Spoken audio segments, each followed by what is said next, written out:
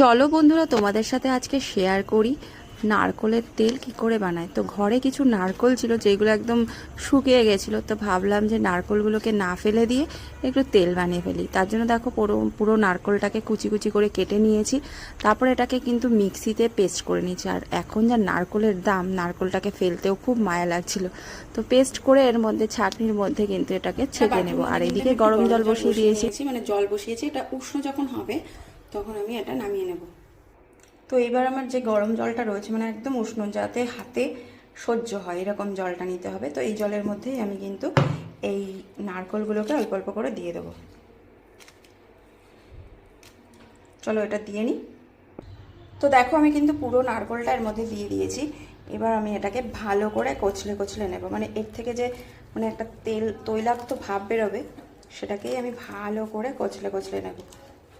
অনেকটা টাইম ধরেই কিন্তু এগুলোকে কচলে নিতে হবে।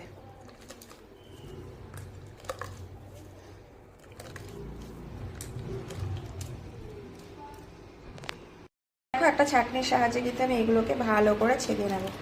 ভালো করে এটাকে চটকে নিয়েছি, দিয়ে এবার এটাকে ভালো করে ছেঁকে নেব। তো দেখো এতটা পরিমাণে মানে দুধ আর জল বেরিয়েছে নারকলের। এবার এটাকে আমি জাল দেব। দেখো এইটাকে কিন্তু এইভাবে ফুটিয়ে নিতে হবে। প্রথমে গ্যাসে বসিয়েছিলাম, দেখলাম অনেকক্ষণ টাইম লাগবে, তার জন্য কিন্তু আবার দেখো কাঠে বসিয়ে দিয়েছি।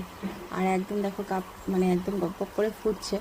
তো এটা যেহেতু অনেকটা টাইম লাগবে, তো সেই কারণে কিন্তু আমি কাঠে বসিয়ে দিয়েছি। চলো পরে তোমাদের সঙ্গে দেখাচ্ছি যে এটা কি করে তেলটা তৈরি হয়।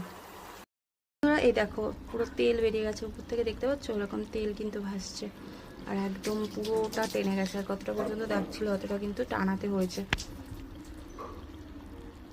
যেহেতু নারকলটা অল্প, তো সেই কারণে কিন্তু অল্প হয়েছে। নারকলটা বেশি হলে আরও বেশি হতো। কি দারুণ না? তো চলো পরে ছেঁকে তারপর তোমাদেরকে ফাইনাল দেখাচ্ছি যে কতটা তেল বেরিয়েছে। এবার কিন্তু নারকলের থেকে পুরো জলটা টেনে গেছে, তেলও বেরিয়ে গেছে। এইবার নারকলটাকে কিন্তু একটা কাপড়ের সাহায্যে ছেঁকে নেব, মানে তেলটাকে বার করে নেব। তো একটা কৌটোর মধ্যে কিন্তু এটাকে ছেঁকে নিচ্ছি। আর দেখো এইভাবে কিন্তু ছেঁকে নিলাম। আর অনেকটা মোটামুটি তেল বেরিয়েছে, যেহেতু নারকলটা শুকনো ছিল তেমন বেরোয়নি। যদি এটা কাঁচা থাকতো তাহলে কিন্তু অনেকটাই বেরোতো। তো যতটুকু বেরিয়েছে বেশ ভালো হয়েছে। তো কেমন করে বানালাম তো সেটাই তোমাদের সাথে শেয়ার করলাম। আর এখন নারকলের যা দাম, ফেলে দিতেও মায়া লাগে, তার জন্য কিন্তু বানিয়ে ফেললাম। তো দেখো কি সুন্দর তেল বেরিয়েছে, আর একটু ছেঁকে নিতে হবে আর একটু। আর ওপরে দেখছো কি সুন্দর তেল। এই তেলটা কিন্তু একদম খাঁটি তেল, একদম খাঁটি নারকল তেল।